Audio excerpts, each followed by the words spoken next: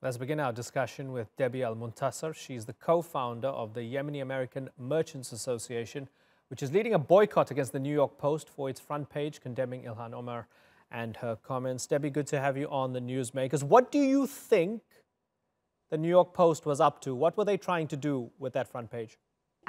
What the New York Post was actually trying to do is to take down Congresswoman Ilhan Omar. The New York Post has a history of racism and bigotry and Islamophobic reporting for as long as I've known this paper. I personally was one of the people who was actually on the front page of the New York Post, as well as written about on page 6, back in 2007. As the founding and former principal of the Khalil Gibran International Academy, the first Arabic dual language public school in the United States. And so when I saw the image of the Twin Towers burning and them putting together this whole concerted effort against Ilhan Omar, where they actually took her speech, took comments out of her speech out of context, and actually portrayed her as if though she is insensitive, is very insensitive not only to American Muslims, but Americans across the United States. And I personally take issue with it as a mother of a first responder who served at Ground Zero for 6 months as a U.S. Army Reserve. It was devastating to see this, and it brought back memories for me of what happened to me in 2007, where I was actually forced out of my position because of their reporting. And so since then, I've actually written a book called Leading While Muslim, which actually chronicles the stories of 14 American school leaders and how they've faced adversity in a climate of hate and bigotry. And with the high trend of Islamophobia as we see it today. Okay, so we had the headline from the New York Post. The president goes and amplifies it with his tweet and so on. For a lot of people who maybe don't understand how things work on the ground in New York, you have these, what they call bodegas. A lot of the people who run the newspaper stands tend to be Yemeni. Now, isn't there a counter argument to say, well, that's just American democracy, right? The New York Post is going to do its right-wing thing. And then just next to it, when you go and buy your water and your chewing gum and whatever, you have the choice of getting the Post or of getting New York Daily News, which is going to tell you Trump is a pig or something like that, right? So that's democracy. There's the left wing, there's the right wing. It's all these ideas being put out there. What was so particularly dangerous, in your opinion, about what the Post did?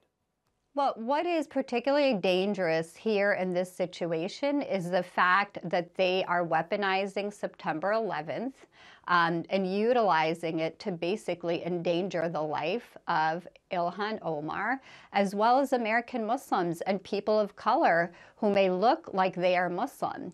After 9/11, we saw a great deal of backlash and discrimination and the rise of hate crimes.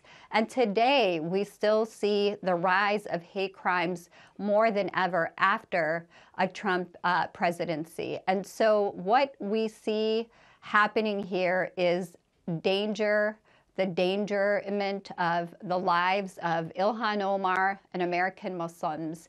And we cannot allow the New York Post, or for that matter, any other newspaper, to do what they are doing. And so that's why we in New York City are very committed to make sure that we are going to hold the New York Post accountable through this boycott. And, you know, we have between 4,000 to 6,000 bodegas, which are small convenience stores and delis across the city that are on board.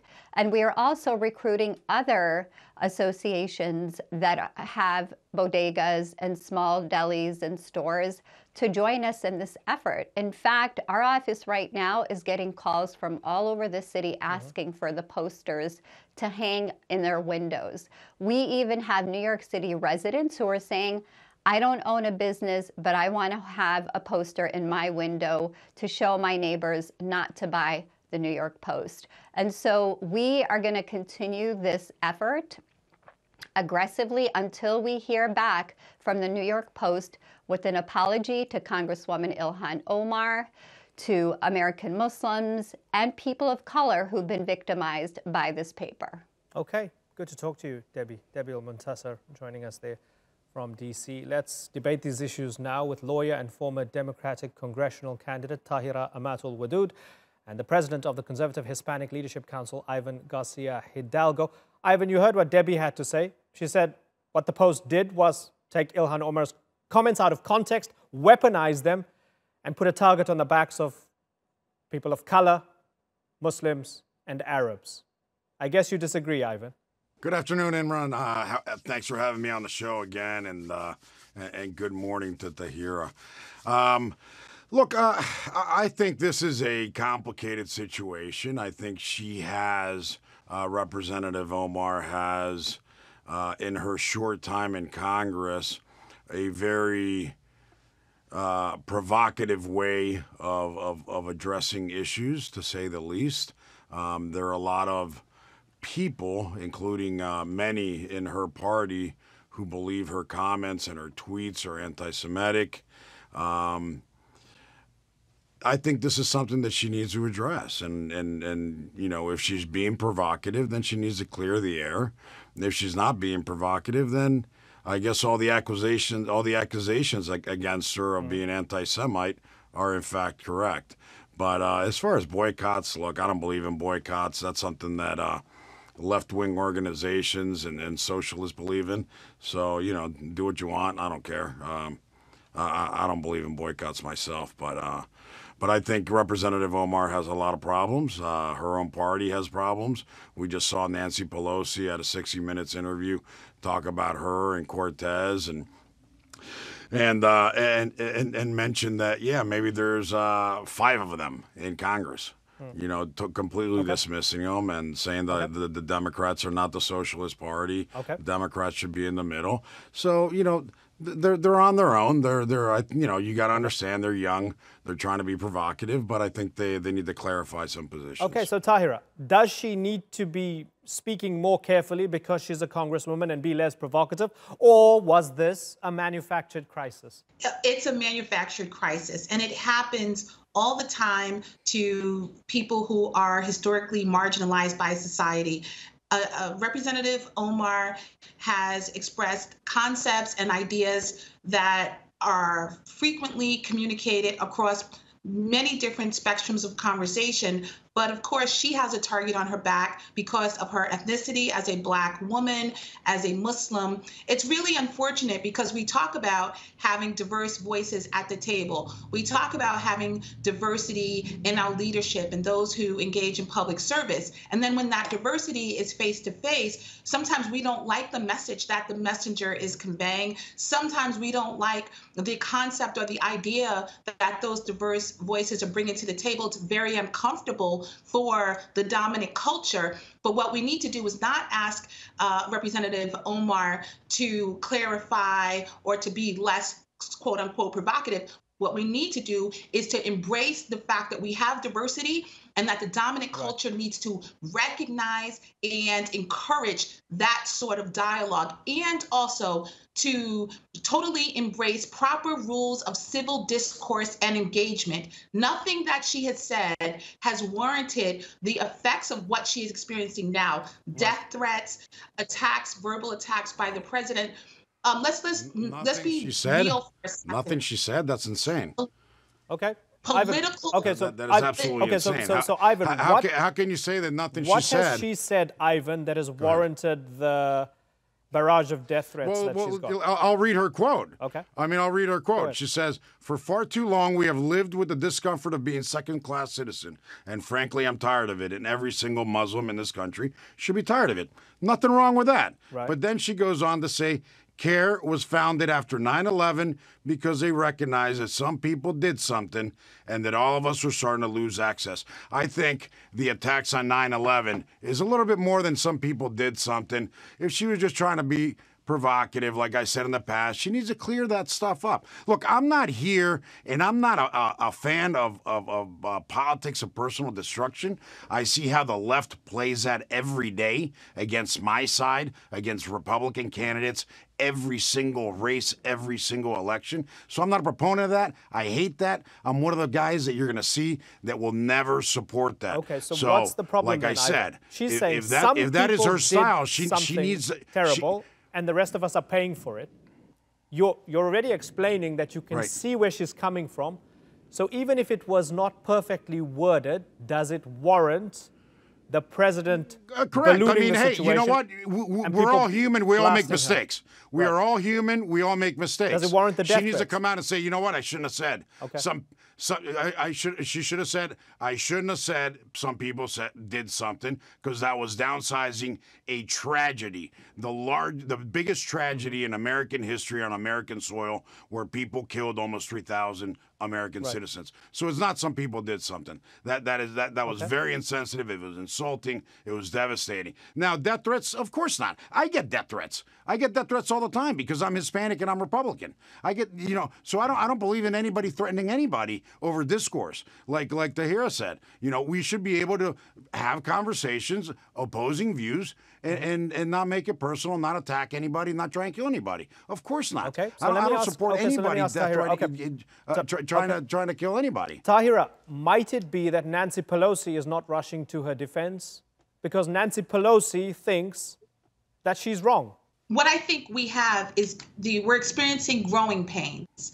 We have asked for, complained about, campaigned for, and now we finally have received the reality that Black women, that Muslim women, that women of different demographic backgrounds are at the table. What we are experiencing, not only in the Democratic Party, but across our nation, is the growing pains of how do we make that work in a way that is effective, in a way that is fair, and in a way that is authentic. And so Nancy Pelosi, the Democratic leadership, everyone is feeling their way through. How do we do this? It is okay. What is not okay is to have the very heavy-handed, harsh, and unfair response from the Republicans who have manufactured this as a controversy. And let me be clear, Miss Omar's statements were 20 minutes in length. You can take any sentence, isolate it, and demonize it. That is what we have to resist. There are real tragedies happening in our country. We have, and in our world, we have 50 Muslims massacred in their house of worship. A few months ago, we had a dozen Jewish worshipers massacred in their house of worship. We have real problems to deal with. Whether or not we parse out a logistical conversation around a cause and effect that this speaker was making and blow it up as the greatest tragedy, this conversation being this greatest tragedy in modern history, is unfair. 9/11, of course, you will not find a Muslim or an American who will not tell you that in all of American history, 9/11 was probably the most devastating thing to happen. And so to say that she was minimizing, to say that Muslims would minimize it is inauthentic, it's unfair, and you know that. So let's talk about the real issues. Let's deal with it in a fair way, and let's stop exaggerating and causing barriers and problems for people of color who are taking their rightful seat at the table. Let's stop doing it now. It's misogynistic, xenophobic, and Islamophobic. Okay, so Ivan, one of the interesting things that Tahirah seems to be saying here, within the Democrats themselves, because a lot of the politicians, even though they're liberal, they tend to come from white middle-class backgrounds. Are we seeing with AOC, are we seeing with Ilhan Omar, a truer, deeper diversity at play here of representation, as Tahirah talks about growing pains? Very much like you as a Hispanic being a Republican, maybe people weren't too used to this in the past, right? So are we just seeing that on both sides, people are struggling to come to terms with the true diversity of opinion and background that is American democracy? That's right. But here's the deal, right?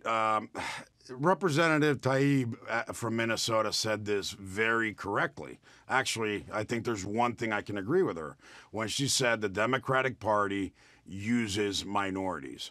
And that's what they do. And she's absolutely correct. When Representative Omar had this problem, which I believe is a serious problem, and instead of coming out and trying to double down and defend her, What we need to do is she needs to step back and correct the record. It's that simple. Everybody is entitled to make a mistake and clear the air. Her anti-Semitic tweets, you know, they've been addressed. The Congress passed a resolution. They didn't name her by name, but obviously they called her out for it. So she needs to come with some clarity about what her positions are. We understand she's a socialist. Okay. I don't think there's any room in America for socialism, but that's another topic. You know, but the Democrats do use minorities, just like they're using Muslim women, just like they use Hispanics, just like they use the blacks.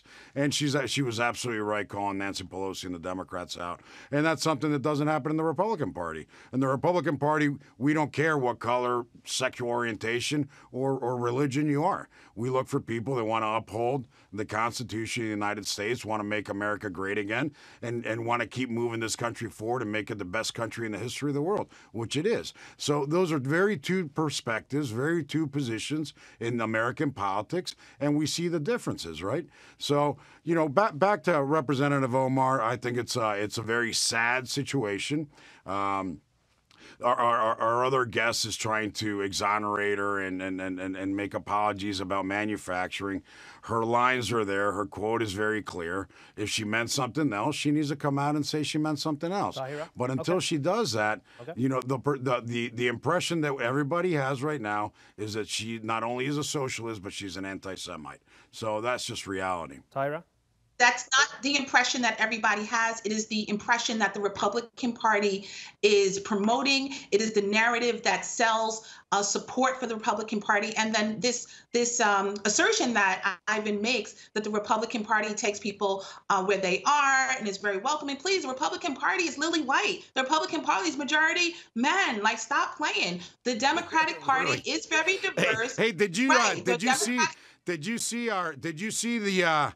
see how diverse our presidential candidates were in 2016 and how white and old your presidential candidates were in 2016? So please don't fall into what you're doing is you're falling into games, into traps and little tricks the Democrats have taught you guys, because you guys have forgotten how to think, and all you do is repeat and play this identity politics crap. You know, you have to step back.